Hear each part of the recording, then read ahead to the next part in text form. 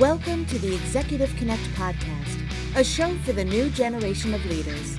Join Melissa Aarskaug as she speaks to a wide variety of guests that bring new insights into leadership, prosperity, and personal growth. While no one has all the answers, by building a community of open-minded and engaged leaders, we hope to give you the tools you need to help you find your own path to success.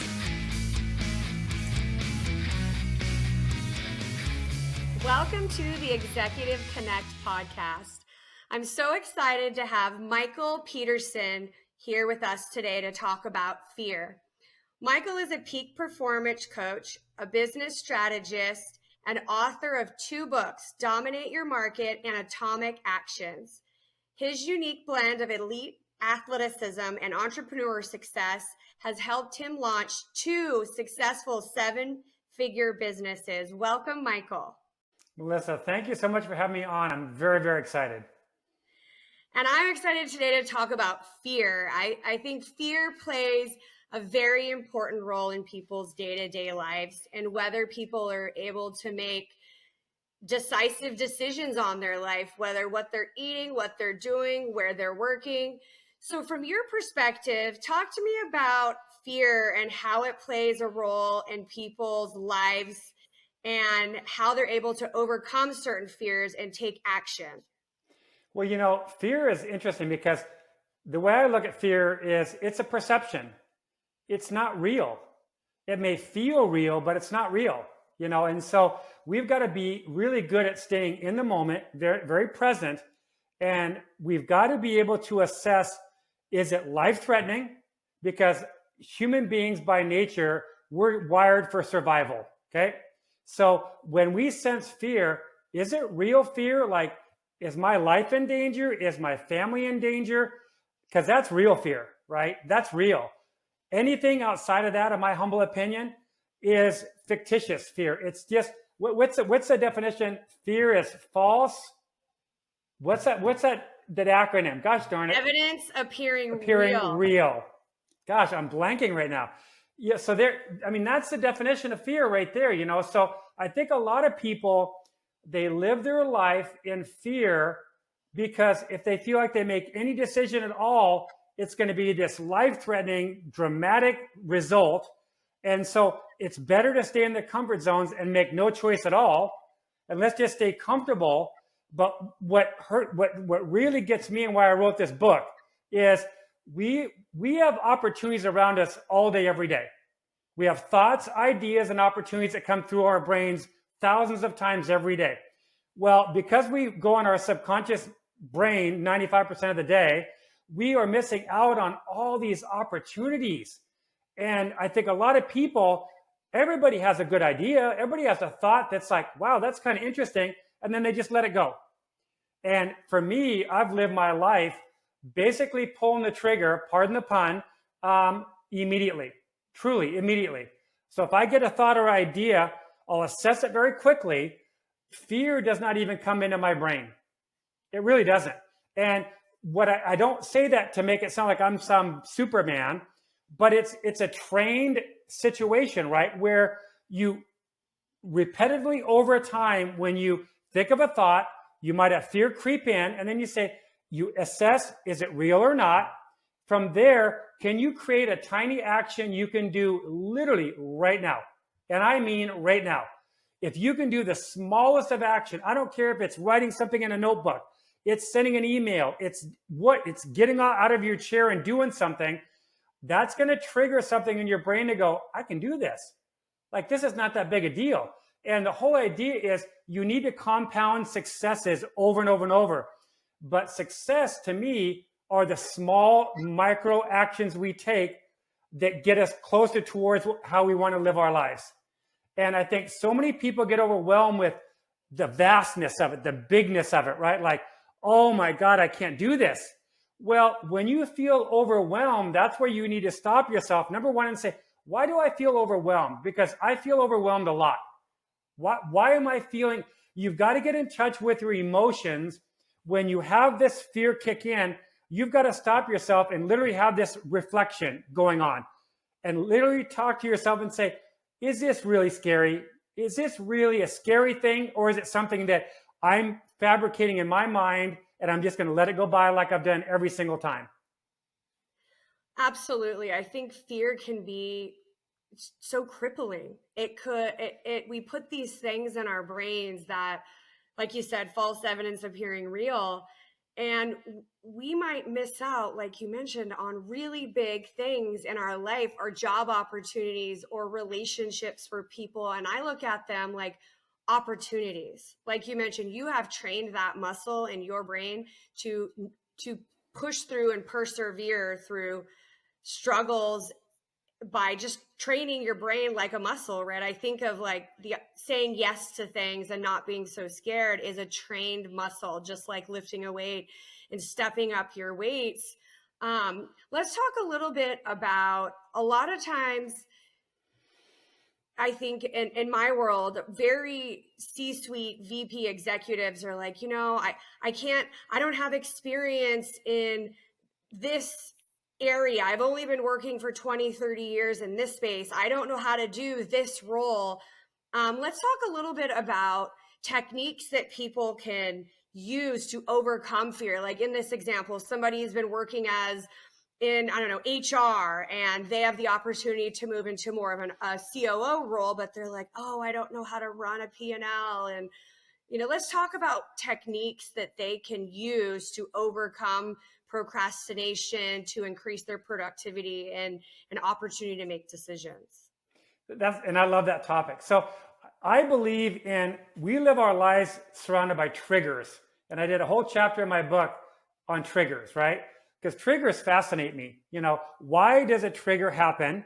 And then why do we respond typically in not a good way that moves us forward in our lives, right? Triggers come from our past. They come from previous experiences. And I think when somebody's thinking about a new job role, we live in a world that I think we've got this sense of perfectionism, right? Like we have to do things perfect. We have to be on all the time. We've got to nail it every time. And that's not realistic. And that's paralyzing. That's paralyzing in our personal life, and it's paralyzing in business, that sense of perfectionism. And I think when somebody's considering a new role, one of the first steps you've got to do is speak to somebody that's already in the role, whether it's in your company or in another company, right? LinkedIn is a phenomenal platform for that. You could literally on your own, your company doesn't even need to know it, not to sound sneaky, but you could literally seek out people in that role and see if they'd be willing to spend 10 or 15 minutes with you and ask some pertinent questions so that you're arming yourself with, okay, this isn't what I thought it was. I was so fearful of this. I didn't think I could do it, but gosh, I've talked to a few people now in that role. Okay, I can do this. So, you're building up self-confidence, because I think everybody in life, including me, although I come across as I don't have a lack of self-confidence, but we all have it, right? Imposter syndrome, whatever you want to call it. But the only way to build your confidence is to surround yourself with people that you aspire to be. And that could be in the next position you're looking for. It could be in a full-blown career transition, right? That could be where I'm done with this line of work. I can't do it anymore. I'm not passionate about it. I'm not fulfilled. That's when you need to seek outside advice to do that. So I would strongly recommend anybody in that situation, first and foremost, to seek out somebody in that role. And if you make an attempt to connect with somebody, and let's say they're in that role, but maybe they're not nice people and they don't want to give you their time, well, go to the next one and go to the next one. And that's what I call that relentless persistence. Relentless persistence. Because a lot of us have this quit mentality, right? And, the quiet quitting going on in all the companies, right? But quitting to me is not an option. I've never lived my life to quit anything. Now, is there point in times where you have to pivot, like it's run its course? Whatever you're doing, it's run its course, and you really realize I've exhausted everything. This isn't going to go anymore.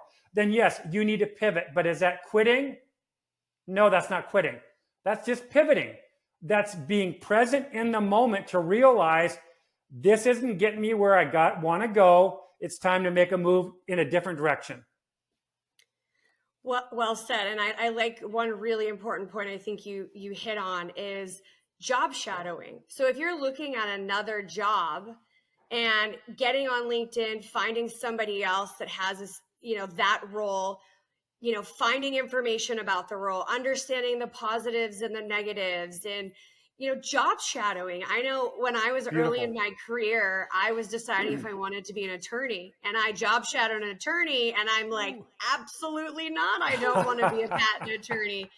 And so you nailed it. I think, getting out and trying the shoe on. I always joke because I'm a shoe person, trying a pair of shoes on, and if you don't like the way they look and they don't fit, put another pair on. And I think, to your point, the relentless determination of making decisions and not giving up is super key to anybody in their lives, whether it's a job or a spouse or a, sports. It's all similar. It's all tied together. And I think, you mentioned just a number of great points, but that's really key is getting out there and trying it on. And if you're not a math person, don't go in math roles, right? And if you're not an extrovert, don't go in extrovert roles, but try it on and see if it might fit. And I think, to your point, so for giving advice to the listeners who are struggling with making decisions, are there any practical tips that you can share with them on how they might be able to practice this if they are currently paralyzed by fear in any decision right now? Well, I write a lot about this, and I call it micro actions, right?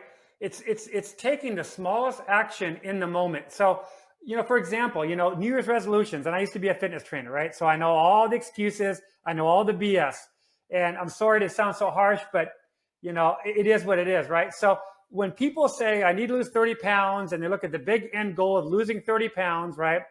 And they think, oh my God, that's just never going to happen, right? Well, you shouldn't be looking. So that's an example of, yes, that's your long-term goal, but you've got a gap where you're currently at and where you want to be, right? That's a gap. And what people don't realize is that as human beings, we don't take action typically until we feel a sense of urgency, okay? Urgency. And urgency in sales and marketing. We know that works, right? When you create urgency, people are like, oh my gosh, this thing's available for one more day. I want to get it, right? Well, same thing in our lives. We need to we need to create urgency. If it's not there, create it, right? And you can create it in such a way that, like, let's go back to the weight loss. So I want to lose 30 pounds. It looks overwhelming. Oh my gosh, I've got all this work ahead of me. I got to change my eating. I got to start working. I got all these things. Well, how about just the very next morning, put shoes and a workout outfit at the foot of your bed the night before? That's an action. It's a very small action. All it's doing is taking your clothes and putting them in a spot, right? You put them there. When you swing your legs off the bed, your feet are literally landing in your shoes. Bingo. There they are right there. Well, shoot. If I've just landed in my shoes and they're my workout shoes, I got no excuse, right? Here we go. I'm off and running, and you go do a 10-minute walk, but people need to understand that the overwhelm of our life, all the noise that's happening out there, all the competition, the lack of loyalty in companies, charlatans, all these, the bad people, the good people, we can't focus on that. We have to get all that out of our minds and focus on what's important to us internally inside. And I think we've spent our lives through the social narrative, and I write about this often. We've been fed a social narrative that I think is wrong, and I think a lot of people are finally waking up to it, right? And I think part of that is we were looking for satisfaction and happiness outside of us. The BMW, the Rolex, the new job, the house, the this, the that, right? And I think a lot of people are realizing even when they get that, they're still not happy. They're still not happy. Well, why is that? Because they didn't do it internally. We have to take actions in our life that are aligned with what we want inside, not outside. Super, super important. Yeah, I love what you said. Two pieces. I think, going back to the weight loss piece, if you don't see yourself 30 pounds lighter, you need to pick something that you believe in. Start at 5 pounds. Start that you're exercising one day a week. Put your shoes at the foot of the bed, like you mentioned. I think it's small actions and small turns to achieving whatever you're wanting to achieve. And if you can't put the shoes by your bed and you can't remember to lay your clothes out, you need to find other ways, like an accountability partner or paying a trainer. If you're paying a trainer $200, it's more likely you're going to show up because you're paying for it than, oh, it's raining outside, it's cold, I'm tired, I didn't sleep last night. We all can make excuses. We have 1,000 reasons why we can't do things. And I think, to your book, exactly what your book talks about is it's tiny actions. It's tiny things that we can do in our day-to-day to move the needle. And I think you nailed it by putting the shoes out, and that's one step.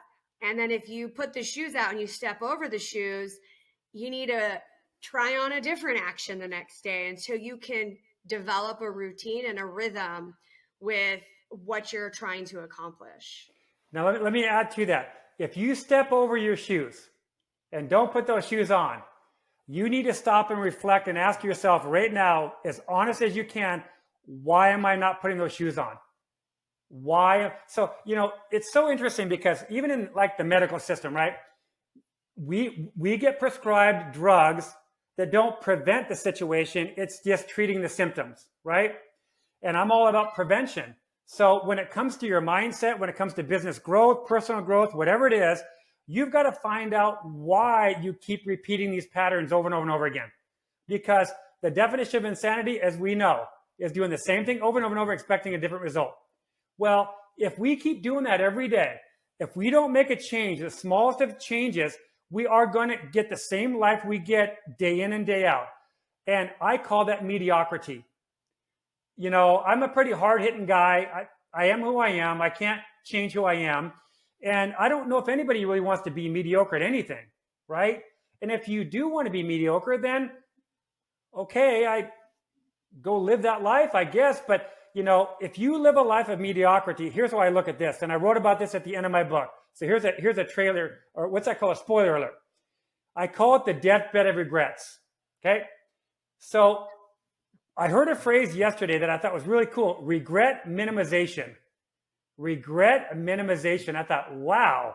Now I'm going to look into that one. So I can't tell you a lot about it because I just heard it, but I loved it because the question you need to ask yourself is, when you get a thought or an idea or an opportunity presented to yourself, which happens multiple times a day, if you did not take a little action on any of those, would you regret it on your deathbed? Would you regret it, right? Because if you can stop yourself and be present and ask that question, would I regret if I didn't do anything about this? That's a strategy and a tactic to stop yourself in the moment and say, I better stop and take a little bit longer look at this. And maybe you take an extra 2 minutes, an extra 5 minutes, right? You take a little extra length of time to then decide, should I take an action or not, right? So that is so critical. I think there's not a lot of instruction or guidance. There's a lot of memes out there and there's a lot of fluffy stuff out there that people jump on the bandwagon, but yet after they're done reading it, they don't do anything about it, which is taking action. And then they're still living the same life they've lived for years. Yeah, I agree. I think, it's a lifestyle change, right? No matter what your goals are, if it's health and wellness, unfortunately, a lot of times you have to get the bad doctor reports to take action. And in some cases, we've seen during the pandemic, you can't undo 20 years of not taking care of yourself. It takes time. There's no magic pill, no matter what we see online. It's a lifestyle change for yourself. And that includes not just health and wellness, who you associate, what your goals are. And even if you're comfortable being, mediocre, but what does that look like for you? Where are you happy? I want to, do this thing. But you still got to set goals to achieve these things and push yourself out of your comfort zone, no matter what it is that you're looking to do with your life. And I think you nailed on it. I hear a lot, I wish I would have done this, or I would have finished my degree, or I would have had this call, or I would have, I couldn't because of these people. And I think we got to lead ourselves, right? We have to lead ourselves through our life, and we can't blame the pandemic or the politics or the weather or whatever is happening in our lives. You have to take accountability for what you have and where you are in your life. And if you don't have the skills and the tools, similar to what your book is about, we need to create actions and lead ourselves to where we want to go. I love that saying, and it's a great saying, because I don't want to live a life where I look back and have 80 regrets personally either. I want to live a life that says I tried, I failed, and I pivoted, or I retried and I got better at something, and now I'm happy where I am. And I think you nailed that point, is making decisions, and decisions lead to habits, and they're presented to us every single day. And I forget the number, but we have like 200 choices a week on decisions, and most of which is about what we eat and when we eat and how we eat and how much we eat. And so those tiny little decisions, not putting a gallon of ice cream in the freezer, if it's not there, you're not going to eat it, right? If we can make the effort to go to the store to get the ice cream, we can make the effort to get to the gym. It's the smallest decisions. It's not rocket science, but I think we, as human beings, we tend to make things more difficult. We think that the more difficult it is, the better it's going to be, or the more impressive the result's going to be. And that's, I'm all about, I turned 60 about 6 months ago, and that was a big deal for me, right? So, but because of that, I've done a lot of reflecting on my life, right? I'm a single man again. Travel is huge on my list now. I want to travel the world and do all these things, but you have to make decisions that are aligned with your core values, your vision, and your purpose.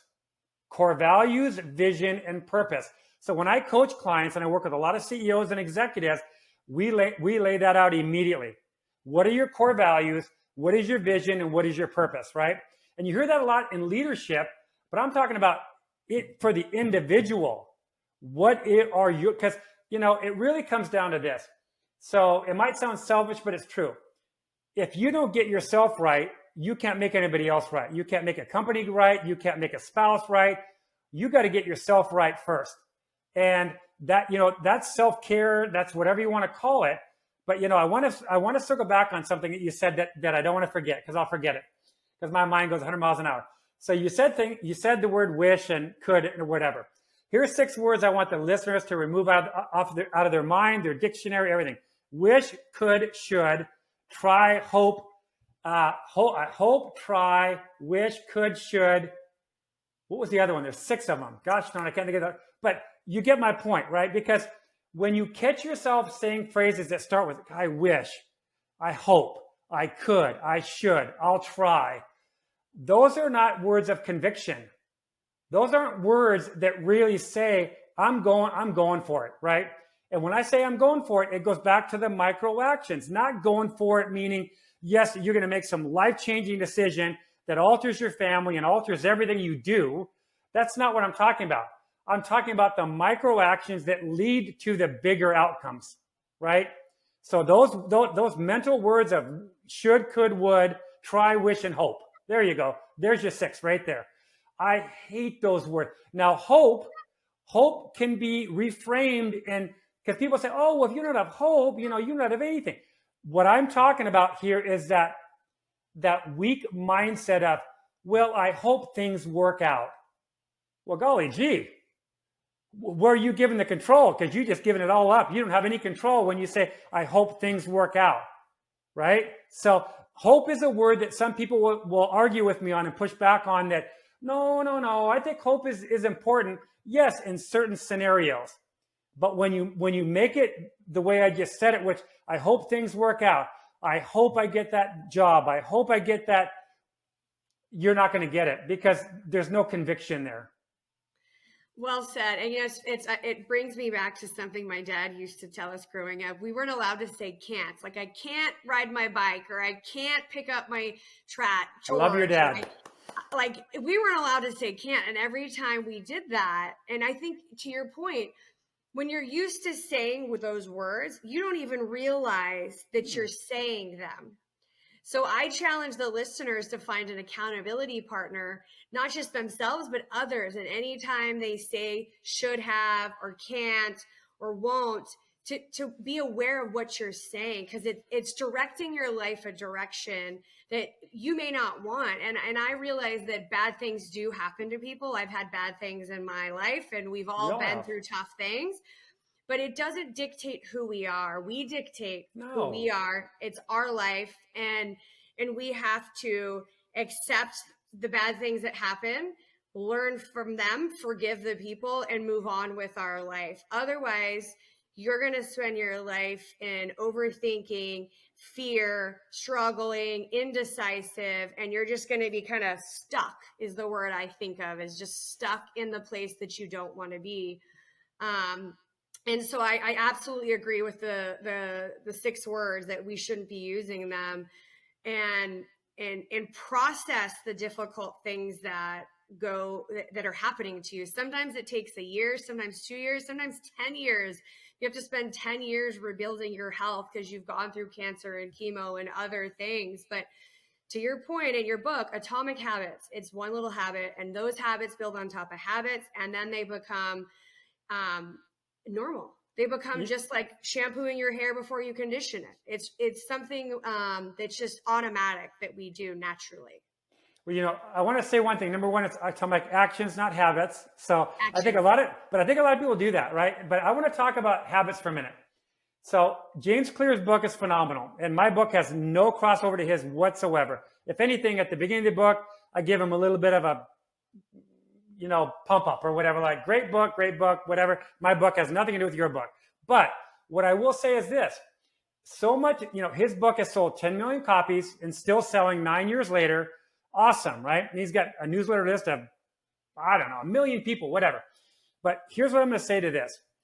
You don't have a habit without action. It takes action to create the habit. So when everybody keeps talking about, I need to change my habits, it's all about habits.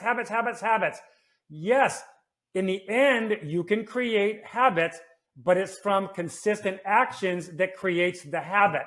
Therefore, actions are the precursor to habits, right?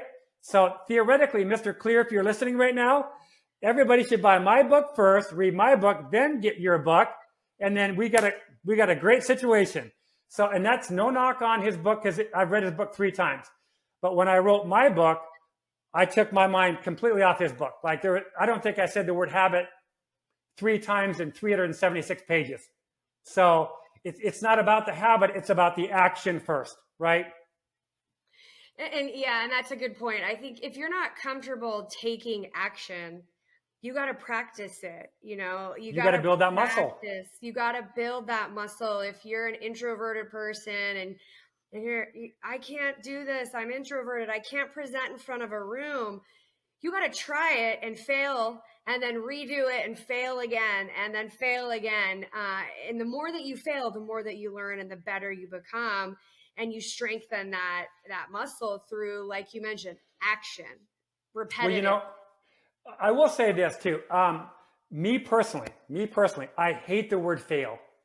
I hate that word, because it's lessons learned. It's not fail, right? It's not failure until you quit. If you did something and truly just said, I'm out, I quit, and you really should have stuck with it a little longer, that's failure. Then yes, that was failure. But in my mind, we need to live our life like this. So I love the idea of reframing, right? Reframing thoughts, reframing words, reframing everything. So when you think of the word, the tactic and strategy of reframing, I can't do something, I will do something, right? I'm not confident, right? I mean, when you reframe things in the moment, literally and when I work with these CEOs and I coach them, we talk a lot about this, right? Because I've had the pleasure, even in my previous life, I was a private fitness trainer in the home with these high-powered male CEOs. I told you about that on one of our previous calls. And these guys, really successful men. I mean, worth $100 million, $80 million, sold companies for 10 figures. And I would go in their home when the door shuts, and I would see the real deal. And I was like, oh my God. Like, one client of mine, so long ago, he might not be around anymore, but he sold his company for $125 million. And, people might say, well, that's a small business. Well, I don't know. If you got $125 million handed to you, is that pretty good? I don't know.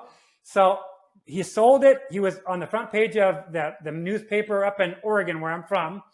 And he heard about me from one of his CEO buddies. And I went to his home like a week later. And I was a little intimidated, $5 million home on the water, blah, blah, blah, up in Washington. But what I realized when he shut the door was, number one, he's a human being like everybody else. And I love that, right?